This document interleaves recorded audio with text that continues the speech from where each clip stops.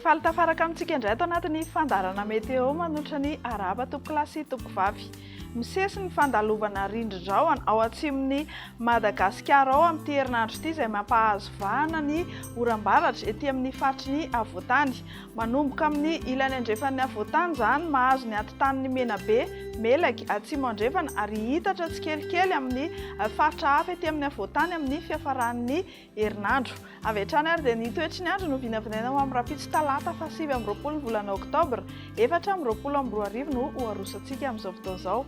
Ho amin'ny maraina dia andraondraona ny andro any avaratra atsinana Madagasikara any, izany hoe any Antalaha, Analanjorofo sy Ambatsoa.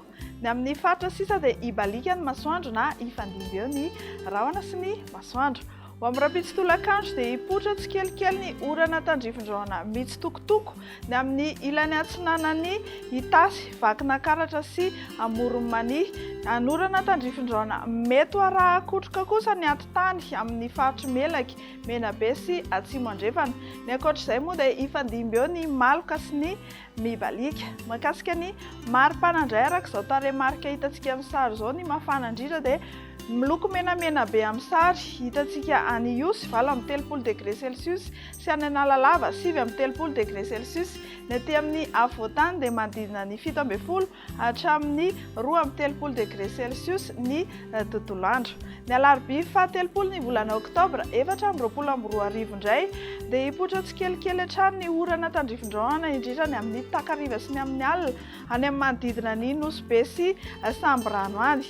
Anjombona na andraona ny faritry ny Avoatany ray manontolo fa mety arahana orana tandrifin-drahona izany indraindray ny amin'ny takariva sy ny amin'ny alina ny amin'ny ilany andrefana manontolo sy ny aty amin'ny faritra Atsimo. Ny ankoatr'izay moa dia ifandimby eo ny rahona sy ny masoandro. Ny maripana indray no arosantsika amin'izao fotoana izao.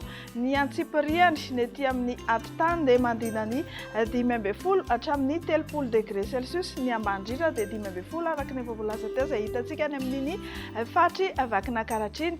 Ny amin'ny morontsiraka atsinanana ny tontolo andro dia eo anelanelany 3 amby roapolo hatramin'ny 1 amby 3 degré Celsius. Ny any amin'ny morontsiraka andrefana iny no ahitantsika ny mafana indrindra dia eo anelanelany 5 amby roapolo hatramin'ny 7 amby 3 degré Celsius. Ny andro faran'ny volana Oktobra izany hoe ny 1 amby 3 Oktobra 4 amby roapolo amby roa arivo alakamisy io andro io dia anjombona na andraondraona ny andro ny amin'ny faritra maro eto Madagasikara. Fa ny tolakandro dia mety arahana orana tandrifin-drahona mitsitokotoko any amin'ny faritry Melaky, Bongolava, Itasy mahazo ny Vakinakaratra tahak'izay ihany koa aty Amoronmany sy Otomatsiatra. Ny ankoatr'izay moa araka ny efa voalaza teo dia anjombona na andraondraona ny andro.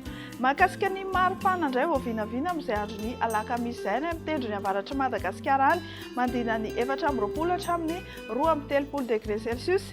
Any Atsimo andrefana ny Nositsika any dia 5 amby roapolo hatramin'ny 4 amby 3 degré Celsius ary ny aty amin'ny faritry ny Avoatany dia 4 amby 10 degré Celsius hatramin'ny 1 amby 3 degré Celsius. Dia izay topoklasy topovavy mamarana ny meteo antsika ho amin'ity alatsinainy ity manome fotoana anareo manaraka indray. Mandra-peona tompoko.